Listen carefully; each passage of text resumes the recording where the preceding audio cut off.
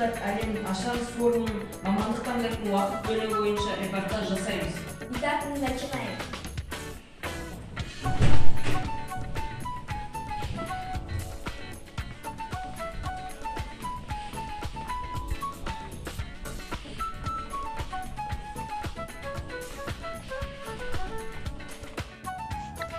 Өзіңіз және өзіңіздің мамандығыңыз жайлы бір-екі ауыз сөз айтсаңыз.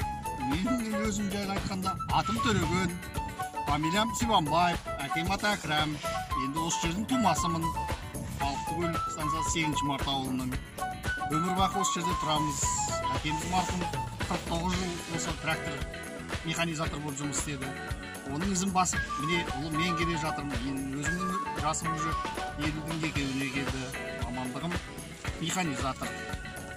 Сіздің жұмысыңыздың ерекшелігі неде? Менің жұмысымның ерекшелігі енді халыққа көмек. Ауыл шаруашылығында ауылда тұрғаннан кейін мал ұстайсың, біреуге көрші болағың бар, соған көмектесесің. Ерекшелігі сонда, енді әкеміздің ата таяғын ұстап келе жатқан жайымыз бар. Енді мамандық таңдайтын жастарға өзіңіз қандай ақыл кеңес бересіз? Енді мамандық таңдайтын жастарға беретін ақыл кеңесім әркімнің өзінің қалауы болады. Мысалы, сенің қалауың қандай мамандықты таңдайсың? Мысалы, механизатор ма? Бұның ауыртпалығы да бар, қызығы да, шыжығы да бар. Күннің ыстығы, күннің суығына төзе білу керек. Енді мұғалімнің де мамандықтың да ауыр жағы бар. Темір жолшының да ауыр жағы бар. Әр мамандықтың өзінің қызығы мен шыжығы бар деуге айтуға болады. Скажите о себе и как вы долго работаете в этой профессии?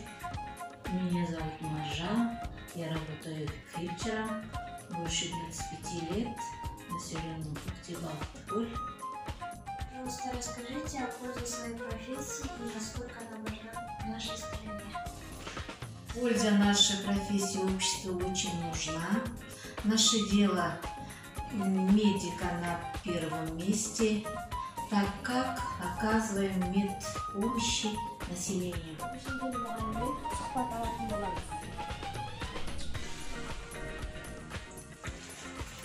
Good afternoon, teacher. Good afternoon. Can I ask you a question? Yes, you can. Why did you choose to become an English teacher?